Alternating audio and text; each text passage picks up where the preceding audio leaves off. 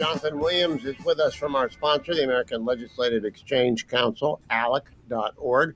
Jonathan, I want to get the jobs numbers. I want to get to South Carolina, but I want to start with the fact that ALEC is celebrating our 250th in a special way because you put together a curriculum for the states on American civics. Has anyone picked it up yet? Well, they certainly have. I think it started in West Virginia with our great friend, Senator Patricia Rucker, who's been on the show many times with you, Hugh. And our whole ALEC States 50, ALEC 250 initiative this year has just been an incredible opportunity to just remind everybody of an incredible opportunity we have this year to go back and even read the founding documents, Hugh. This is something that we've talked about everywhere we've gone, is if you haven't spent the number of minutes that it takes to go and reread the Declaration of Independence and get inside what the founders were thinking, if we can't do it now, when are we going to do it, Hugh, right? And so whether it's the civics education piece where we're having our legislators go and make sure that that is being taught properly with the original documents in public education, we have a great ALEC model resolution that states are introducing to commemorate our 250th anniversary as a country. But it's at the end of the day, this comes down to families and parents prioritizing this to say freedom is never more than one generation away from extinction, as Reagan reminded us. It has to be fought for. It's not passed down in the bloodline. So this is what an opportunity we have this week at America 250.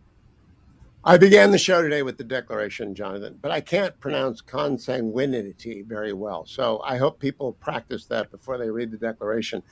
Let's go to the job numbers. Today, 50,000 jobs created in June. April job numbers were revised up to 177. March job numbers were up to 202,000. Wages are up 3.4% year over year. Unemployment still low at 4.3. Do we expect the number to be revised upward again like the last 2 months?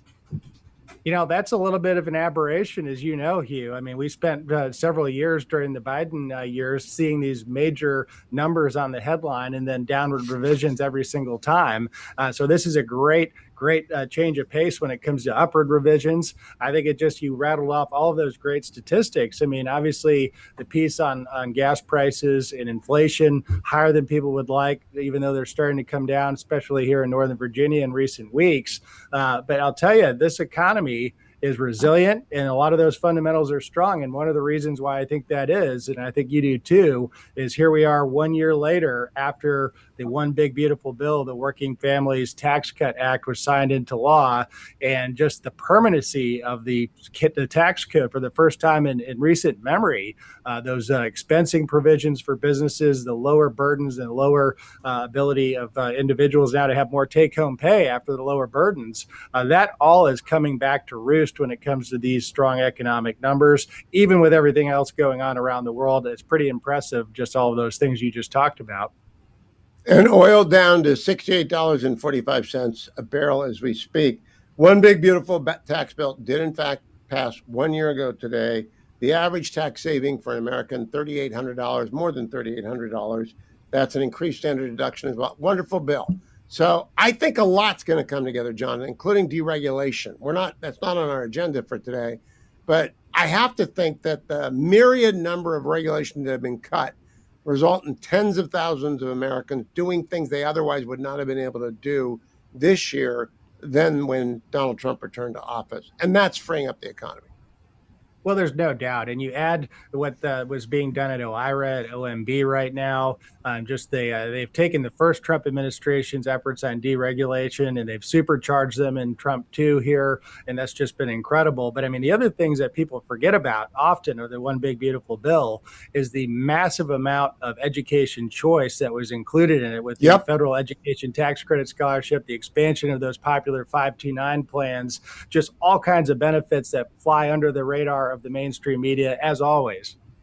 Now, I had Vivek Ramaswamy on yesterday. He was telling me his platform for Ohio. I think he's going to win. He wants to become Texas, Tennessee, and Florida North. He didn't add South Carolina. Should he be adding South Carolina to his objective for modeling? They got down to a 2.5% flat tax. He was the first guy to say that, but they got a way to go. 1 minute. What's so great about South Carolina? Well, I was with them at the White House this week, Hugh, and it just happened that Governor McMaster signed into law their massive red tape reduction and deregulation bill that our great friends there, Speaker Smith and others, have been working on. It includes RAIN Act style reform, Chevron deference, and of course, add that to the tax cuts, moving towards a 1.99% flat tax, as well as a total elimination of the personal income tax that was already passed. And you add that to just the amazing in-migration that South Carolina has seen, even beating Florida in raw numbers in this last year. I'm very bullish on the future of South Carolina, especially if they keep down this trajectory. I think Alan Wilson will do that, but we got to watch the Ohio South Carolina competition in the year ahead, Jonathan. I think the Buckeye State will win. Have a great 250th 4th, Jonathan. It's always a pleasure working with you and all my friends at ALEC, American Legislative Exchange Council. Go to alec.org and come see us in Florida, in Orlando, July 22nd through 24th. I'll be broadcasting live there.